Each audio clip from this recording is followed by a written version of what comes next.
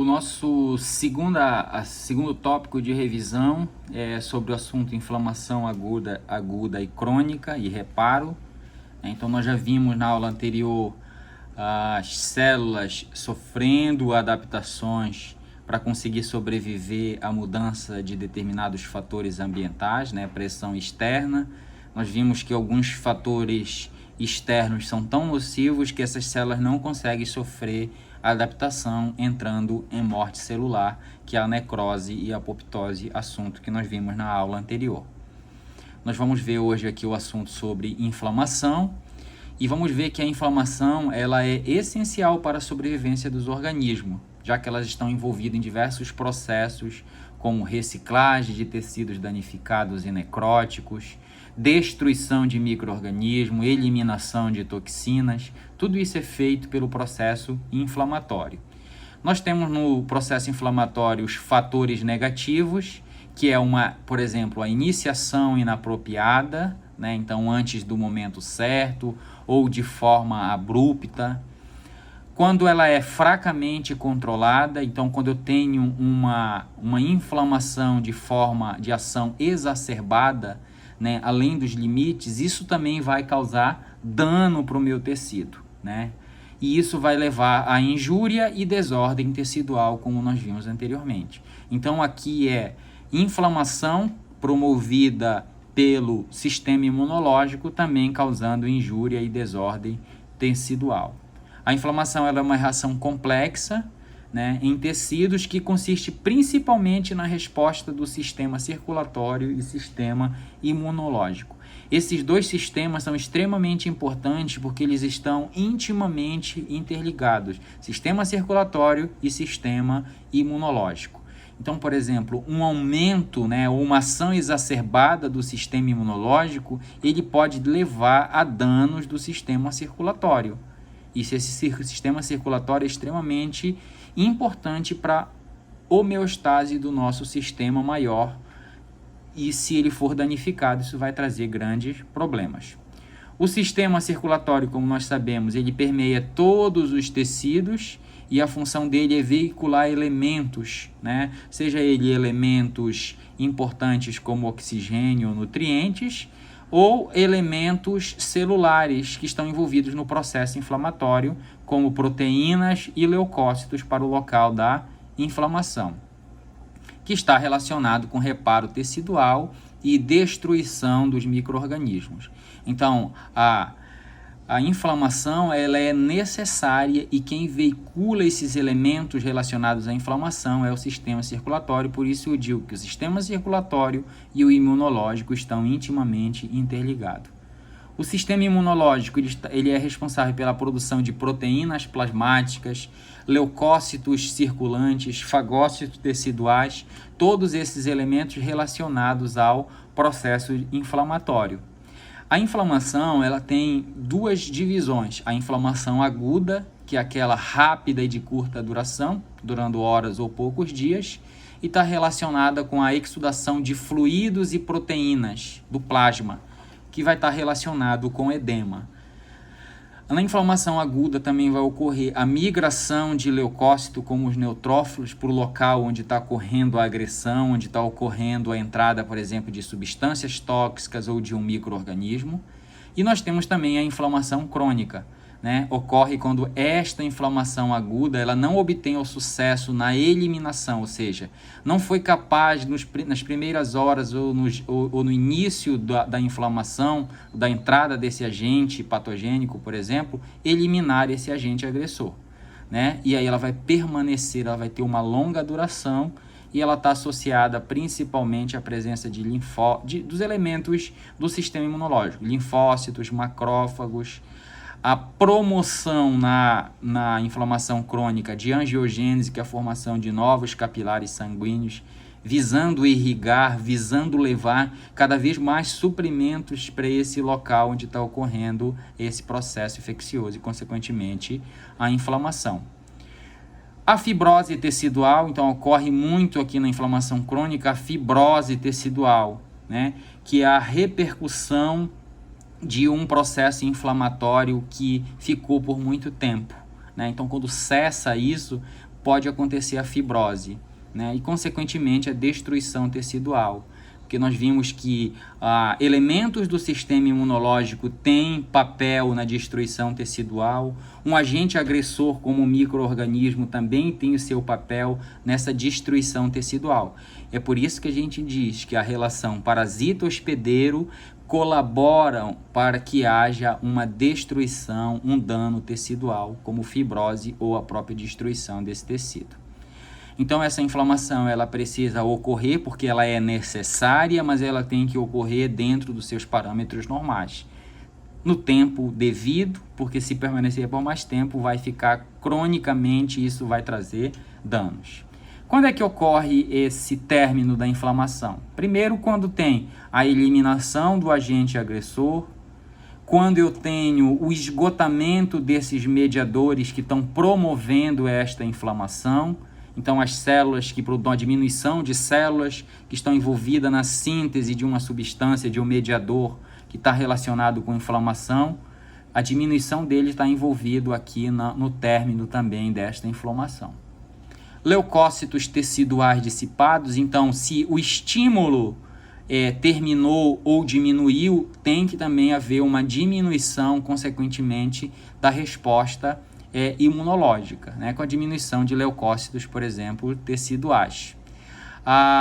Ocorre também o término da inflamação quando ocorre a ativação de mecanismos anti-inflamatórios.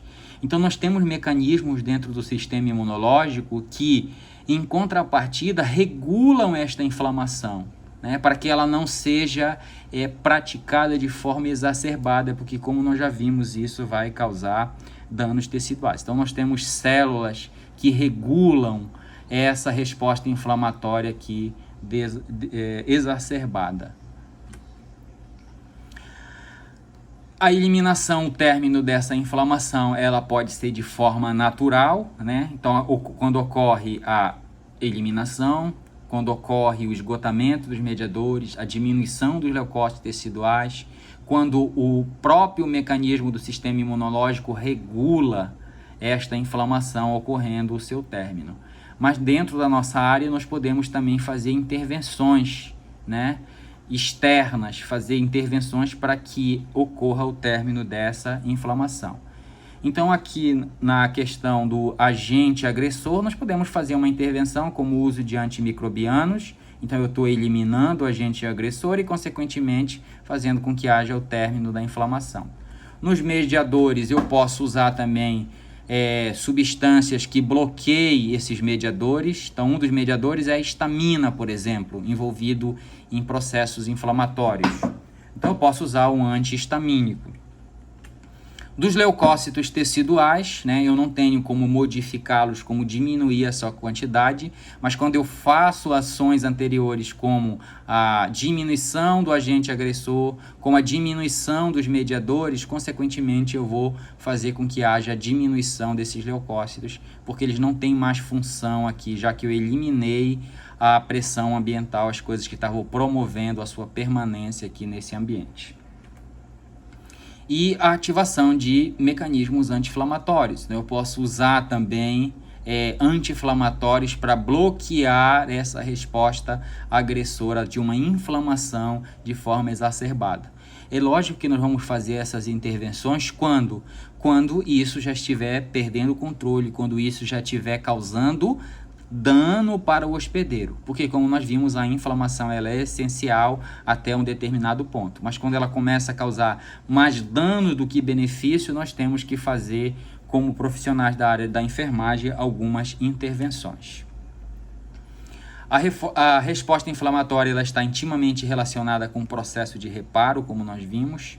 Então, ela está envolvida com a destruição de agentes injuriantes, ela está envolvida com reparo tecidual, como nós vimos lá no processo de cicatrização, né? A regeneração de células parenquimosas nativas do tecido fibroso, que é o que ocorre lá na cicatrização, que eu acabei de falar. A resposta inflamatória ela pode ser prejudicial, quando os mecanismos usados para destruir o agente invasor tem potencial para danificar o tecido. Não tem como eu fazer uma guerra se não e no final dessa guerra não ter danos no local onde aconteceu essa guerra. Então, naquela relação parasita-hospedeiro, vai ser um embate entre sistema imunológico, vai ser um embate entre o processo inflamatório e o agente causal, né, que estimulou essa inflamação, que pode ser um micro-organismo, por exemplo. Então, quando cessar esse embate, o meu tecido vai estar danificado, numa maior representatividade ou numa maior representatividade. O que vai determinar isso é o tempo que perdurou, é a agressividade desse micro-organismo, é a agressividade ou a potência que a resposta imunológica utilizou para debelar esse processo infeccioso, por exemplo. Então, a inflamação inapropriada ou descontrolada, ela torna-se causa de injúria e, consequentemente, de doença, de patologia, que é o assunto principal aqui dessa disciplina. Então, nós temos alguns fatores, algumas doenças que são causadas justamente por essa inflamação produzida de forma exacerbada, como na artrite reumatoide, na aterosclerose, na fibrose pulmonar e nas reações de hipersensibilidade. Então, na artrite reumatoide, vai haver um dano ou uma destruição de determinadas estruturas de um determinado tecido ou órgão, como acontece aqui, por exemplo, na artrite reumatoide, o revestimento das articulações é que vão ser destruídos, levando, consequentemente, a um dano tecidual e a uma repercussão clínica, né? A um dano importante para um órgão e a perda de funcionalidade. Na aterosclerose, a inflamação está muito envolvida porque a presença de fatores lipídicos, como por exemplo o acúmulo de gordura aqui, também está relacionado grandemente com processos inflamatórios, e um processo inflamatório aqui nesta região, né, em torno ou dentro deste vaso, deste capilar sanguíneo, pode levar à sua destruição. E nós vimos que aqui o sistema imunológico e o sistema circulatório, eles estão intimamente ligados, e o dano no sistema circulatório não será interessante.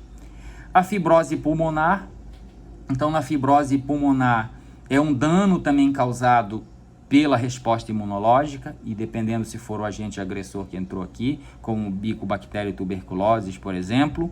No final deste embate, como eu acabei de falar para vocês, vai ter danos, né? Vai ter destruição neste ambiente onde aconteceu este embate entre o sistema imunológico e o fator agressor, né? E um dos fatores é a fibrose, né? Então o tecido vai estar fibrosado, e aí este órgão ele vai perder a sua funcionalidade. Como nós bem sabemos, o pulmão ele tem que ser elástico, é ele que faz as suas expansões para que haja a troca gasosa. Se ele está fibrosado, ele vai perder essa funcionalidade e, consequentemente, é um órgão extremamente importante e que vai trazer dano para o nosso macrosistema. As reações de hipersensibilidade, aqui na figura representando uma hipersensibilidade branda, mas nós temos hipersensibilidades bem mais agressivas, né, que pode causar danos em órgãos importantes e, consequentemente, trazendo danos importantíssimos para todo o meu sistema. Nós temos aqui na inflamação aguda uma resposta inflamatória rápida. Qual é a função dessa resposta inflamatória rápida? Ela visa carrear leucócitos, né, proteínas do plasma. Quais são essas proteínas? Complemento, anticorpos, que são elementos do sistema imunológico. Olha aí novamente a relação sistema imunológico e sistema circulatório, né? Através do sistema circulatório que esses elementos vão ser carreados para onde? Para o local da infecção ou para o local onde o tecido está injuriado. Os principais componentes dessa inflamação aguda, o que acontece? O primeiro de tudo acontece a alteração do calibre vascular, como a gente pode ver aqui nessa imagem, né? Aumenta o calibre vascular. Para quê? Para aumentar o fluxo sanguíneo, para aumentar o carreamento desses componentes de quem? Do sistema imunológico, leucócitos, proteínas, né? Os anticorpos, o complemento. Para que local? Para o local onde está acontecendo o processo infeccioso. Ocorre também a mudança estrutural do capilar, né? Passagem de células e proteínas do plasma. Então há um aumento dessa desse calibre vascular. Há também uma mudança estrutural do capilar, ou seja, para permitir que elementos que antes estavam dentro desses capilares agora saiam e passem para o tecido, para o ambiente, né, onde está acontecendo o processo infeccioso. Então há um extravasamento, essas células saem, elas migram desse ambiente para o tecido. Essa imigração dos leucócitos, eles vão migrar por quimiotaxia para o ambiente onde está ocorrendo o foco infeccioso. Não? Eles vão se acumular onde? Lá no foco infeccioso ou no ambiente onde está ocorrendo a injúria. Nós temos alguns iniciadores da resposta inflamatória. Então, o que inicia uma inflamação? Primeiro, as infecções, que sejam elas causadas por qualquer um dos micro-organismos patogênicos. Então, nessa infecção, as toxinas microbianas, elas vão ser produzidas e elas vão ser reconhecidas por receptores que a gente chama da família do Toll-like, né, que estão envolvidos. Então, quando esses receptores presentes nas células do sistema imune reconhecem essas toxinas antimicrobianas, elas vão liberar mediadores inflamatórios.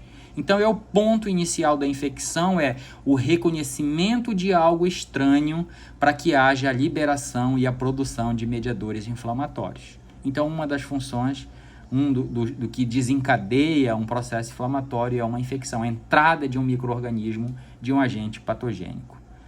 Pode ser a necrose tecidual, então numa situação, por exemplo, em que o músculo cardíaco morreu, um infarto do miocárdio, essas células vão morrer, como nós vimos, elas não terão tempo para se adaptar. Então elas produzirão o quê? Substâncias, lançarão para o meio externo substâncias que estavam dentro dela, né? Pode ser também através de um trauma, de uma injúria física ou química, como a ingestão de uma determinada substância. E essas substâncias, ao destruírem essas células de forma abrupta, vão fazer com que elas liberem as suas moléculas intracitoplasmáticas, né? Dentre elas ácido úrico, material genético ou o ATP. E esses fatores, esses elementos intracitoplasmáticos, eles estão relacionados ao início também de processos inflamatórios. Corpos estranhos, né, como a inserção de lascas de madeira, sujeira, sutura, a gente está falando de coisas mais simples aqui, mas que também induzem processos inflamatórios. Então ele induz inflamação devido à injúria tecidual traumática ou transportar micróbios, né? Então aqui a gente vê uma sutura, né, que causa injúria, apesar de eles serem feitos para minimamente produzir resposta inflamatória, mas em determinadas situações, e não tem como não produzir injúria aqui, né? Dano. E aí ele pode estar envolvido com o processo inflamatório. As reações imunes, né, que é a reação de hipersensibilidade. Então, a resposta imune contra antígenos próprios, né? Nós vimos que nosso sistema imunológico ele foi desenvolvido evolutivamente para reconhecer o que não é próprio. Mas em determinado momento, por diversos fatores, ele pode perder o seu controle e passa a reconhecer os antígenos próprios. E aí ele vai atacar as minhas células, os meus órgãos e, consequentemente, causar injúrias. Então, essa relação, essa resposta imune de hipersensibilidade, ela está envolvida também em processos inflamatórios. Nós terminamos aqui essa nossa aula, depois a gente dá continuidade, né, já no assunto novo. Obrigado.